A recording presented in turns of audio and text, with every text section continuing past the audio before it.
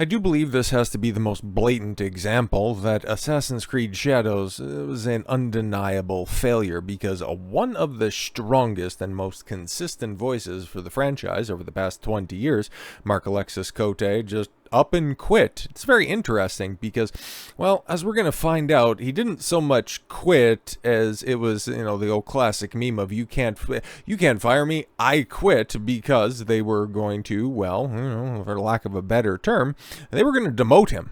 Okay, because as you can see in the byline, he was offered a leadership role, but he decided to leave. Well, we'll get into exactly what they wanted him to do moving forward, but yeah, it's interesting, man, because like I said, he's been with the company for nigh on 20 years, and well, some of the more recent Assassin's Creed outings have been less than stellar, to say the least. I mean, he is responsible for kind of getting the franchise on track to begin with and producing some banger games, but when it comes to creatives, they kind of have a shot clock on how long they're going to be good in their role. So yes, let's get into this. In an internal note set to staff on Tuesday, Ubisoft thanked Cote for his contributions to the action-adventure series, which he's worked on for nearly 2 decades as a designer, director, and producer.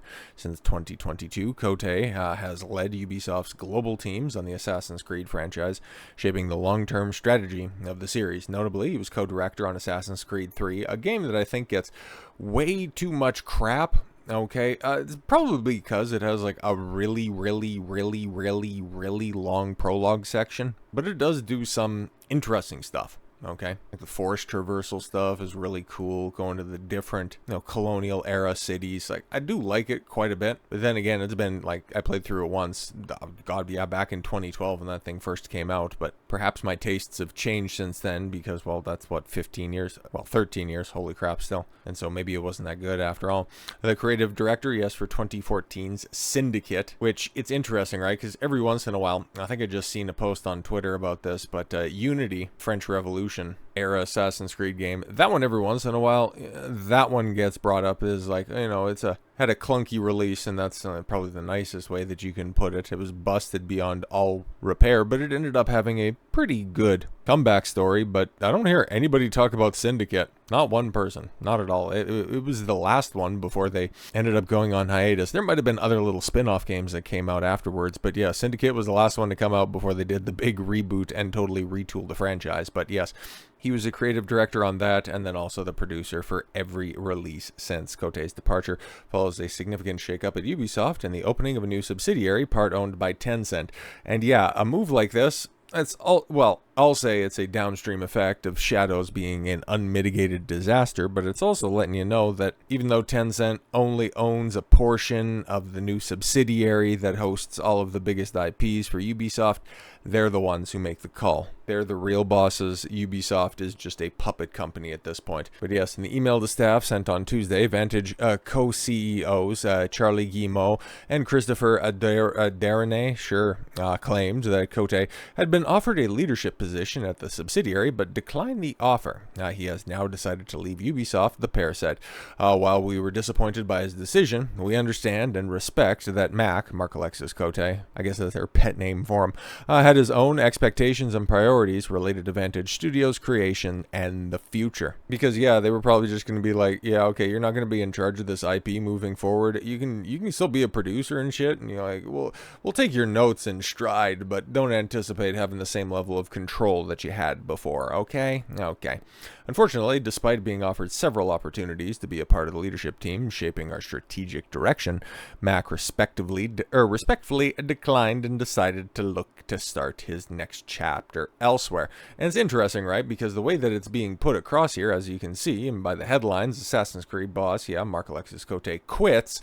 You go over to PC Gamer and you move ahead a day, and former Assassin's Creed boss says he did not leave voluntarily. I stayed in my post until Ubisoft asked me to step aside. So yeah, he was fired. They are cleaning house, which is, like I said, a good thing, but also letting you know who the shot callers are. Day after Ubisoft confirmed his departure, former Assassin's Creed franchise boss Marc-Alexis Coté says that he did not choose to leave the company, but was asked to step aside by leadership after being offered a reduced role at Ubisoft's new Vantage Studios subsidiary. Coté's departure on October 15th came without warning and was a particular surprise because of the success of Shadows. Bro, come on now. Just 7 months prior, the culmination of an effort to restore the series' flagging fortunes that began with his elevation to the executive producer role in 2018. Yeah, interesting. It was such a gigantic success that the guy in charge of the business ended up getting fired. That after the release of the game, that they assured us, don't worry guys, we have millions of players out there. They had to sell off their IPs to the Chinese. Like, come on, man. You look just about as pathetic as Ubisoft does by trying to shill Shadows as anything but a dumpster fire. But while Ubisoft said it is deeply grateful for his impact on the Assassin's Creed games and saddened to see him go, it was also apparently the company's idea that he leave. Yeah, exactly. You're getting fired. Here, listen, man, if you want to stay in like a scrub role, you go for that. Otherwise, here's your golden parachute and fuck off. Go ruin somebody else's franchise. Okay? Okay. Many of you have expressed surprise that I would choose to leave Assassin's Creed after so many years, especially given the passion I still hold for it. Yeah, no, this is definitely reading like a spurned lover. Cote wrote in an emotional, occasionally gutting message posted on LinkedIn. The truth is simple. I did not make that choice. Ubisoft had decided to transfer the leadership of the Assassin's Creed franchise to someone closer to its new organizational structure. The different position was mentioned, but it did not carry the same scope, mandate, or continuity with the work I had been entrusted with in recent years. Well, I mean, once you fail, you probably shouldn't be allowed to continue in the role that you helped tank the franchise with. Assassin's Creed games, along with Far Cry and Rainbow Six, are now under control of Vantage Studios, a Tencent-backed 25%, right, subsidiary headed up by co-CEOs Christopher Darnay, a Ubisoft veteran, and Charlie Guillemot, son of, Ubisoft CEO Yves Guillemot. Despite all that, Cote said he holds no resentment and that he'll always be grateful for the people, the projects, and the belief that together we could create worlds that inspire millions, but end up selling to thousands. But I also owe it to my teams, past and present, to say this plainly. I did not walk away. I stayed at my post until Ubisoft asked me to step aside. As someone who grew up inspired by Star Trek: The Next Generation, oh fuck, here we go. Here's some weapons grade cringe on the horizon. In the latter years of my career, I came to see myself as captain of the Assassin's Creed ship. Oh god, someone who leaves only once every soul on board is safe.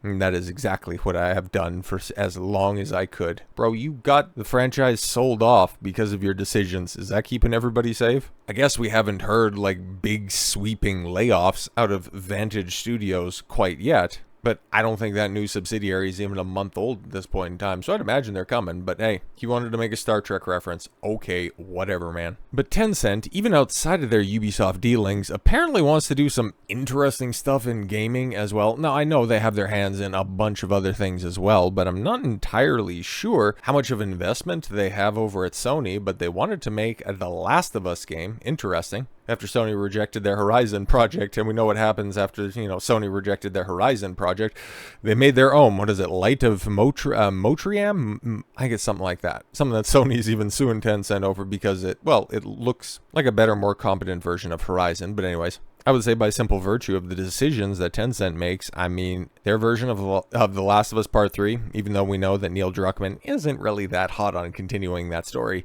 would have ostensibly been better than anything that Naughty Dog could cook up. But in a new court filing, Sony's lawsuit against Tencent reveals that Tencent wanted to pitch The Last of Us game after Sony rejected its earlier Horizon project. Sony's ongoing lawsuit against Tencent got more interesting as a lawsuit filed over Tencent's upcoming game. Yes, a Light of Motorim, sure, which Sony claims is a blatant Horizon clone. I mean, it's close, but there's enough differentiation there where I don't really think that this is going to amount to much. Now includes a new filing that sheds light on how far Tencent allegedly went to work with Sony before things fell apart. In a new opposition brief filed today, Sony not only pushed back against Tencent's attempt to dismiss the case, but it called the claims nonsense and that the company is playing a shell game with the brands and entities to avoid a liability. As part of the opposition filing, Sony included a declaration from Olivier Courtemanche, head of mobile at PlayStation Studios, offering a behind-the-scenes look at how talks between the two companies unfolded before things went south. Courtemanche says his team traveled to Shenzhen, China to explore possible partnerships with Tencent and its studios, including Aurora Studios, the same developer behind Light of Motorim. So according to the declaration, Tencent first floated a Horizon collaboration during a string of US-based meetings, one at DICE in Las Vegas and another at GDC in 2024. The project, codenamed Project Z, was presented by staff from Tencent's gaming division and Aurora Studios. Sony formally rejected the idea in an April 8th, 2024 email, saying it wasn't interested in licensing Horizon. Yeah, because the last time that happened, well, you got Lego Horizon, and that sold literal dozens of copies. But yes, a few months later, in July of 2024, the Sony team made another visit over to China, and according to him, Sony entered the meeting believing Aurora wanted to discuss a potential collaboration deal for The Last of Us. Instead, the presentation took a completely different turn.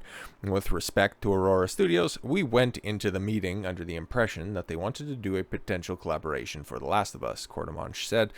During Aurora's presentation, a slide appeared showing with images resembling a potential Horizon collaboration from the Project Z concept discussed in March of 2024. I recall the slide featured a female character with a costume design resembling Horizon's mix of tribal clothing and metal armor, and a robot-animal hybrid resembling a Horizon robotic animal. Now that I have reviewed the promotional materials released from Light of Motorim, I believe these images contained assets from the Light of Motorim game. I was confused by the slide, given that we had rejected a potential Horizon collaboration, and we thought that we were there to discuss The Last of Us among other opportunities. So that's interesting. Hey, we want to work on a Last of Us game. Oh no, here's the sales pitch that you guys outright rejected last month. It's like, okay, that's weird. I don't know why they seem so high on this, because outside of these corporate executives, nobody's really that high on Horizon. But apparently Tencent is, because they think that there's potential there if you do it right, which is why I would imagine they decided to clean house over at Ubisoft, why they decided to get rid of the guy who was effectively tanking Assassin's Creed, and why whatever they announce next over there at Vantage Studios might actually be something to look forward to. So with all that said, thank you all very much for the gift of your time. I've been Don Consuelo. I want you to follow your gut and get after it. Take care, everyone.